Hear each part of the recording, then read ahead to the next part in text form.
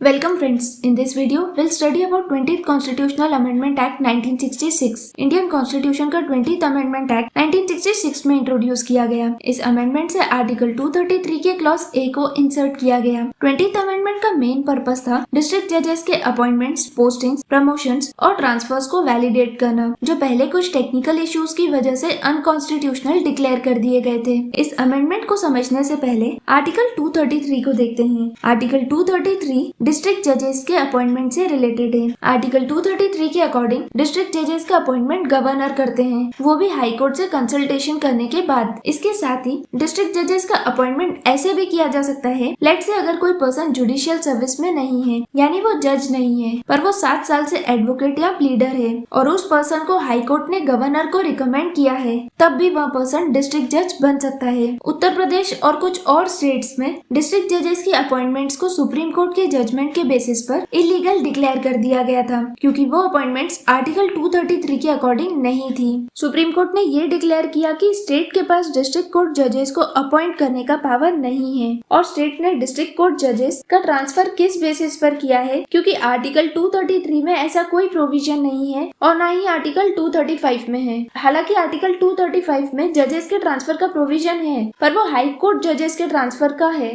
ना कि डिस्ट्रिक्ट जजेस के ट्रांसफर का। इसी वजह से सुप्रीम कोर्ट ने डिस्ट्रिक्ट कोर्ट जजेस के ट्रांसफर को नल एंड वॉइड डिक्लेयर किया। साथ ही साथ इन डिस्ट्रिक्ट कोर्ट जजेस के दिए गए जजमेंट्स, ऑर्डर्स या फिर इन जजेस ने जो भी केसेस सॉल्व किए हैं, उन्हें भी नल एंड वॉइड डिक्लेयर कर दिया गया। इस वजह से बहुत सारे वर्डिक्ट्स और जजमेंट्स जो डिस्ट्रिक्ट जजेस ने दिए थे, उनकी लेजिटिमेसी पर क्वेश्चन किया गया और बहुत सारी रिट पिटीशंस फाइल की गई जो इनको चैलेंज कर रही थी। उत्तर प्रदेश में डिस्ट्रिक्ट कोर्ट्स का काम लगभग रुक ही गया था। इस प्रॉब्लम को सॉल्व करने के लिए जरूरी था कि इन जजेस की जजमेंट्स, डिक्रीज, ऑर्डर्स और सेंटेंसेस को वैलिडेट किया जाए और इनकी अपॉइंटमेंट्स, पोस्टिंग्स, प्रमोशंस और ट्रांसफर्स को भी लीगल बनाया जाए। इसीलिए 20th अमेंडमेंट एक्ट इंट्रोड्यूस किया गया। इस अमेंडमेंट के बाद जो भी अपॉइंटमेंट्स और जजमेंट्स आर्टिकल 233 या फिर आर्टिकल 235 के अकॉर्डिंग नहीं थे, उनको भी अब लीगल कंसिडर कर दिया गया। इस अमेंडमेंट से डिस्ट्रिक्ट कोर्ट जजेस की अपॉइंटमेंट्स, पोस्टिंग्स और ट्रांसफर्स जो पहले रूल्स के अगेंस्ट थी, अब वैलिड हो गई और जो जजमेंट्स उन डिस्ट्रिक्ट कोर्ट जजेस ने दिए, उनको भी वैलिडेट किया गया। इस बिल को 25 नवंबर 1966 में यशवंत राव चौहान, जो उस टाइम इंडिया के होम मिनिस्टर थे,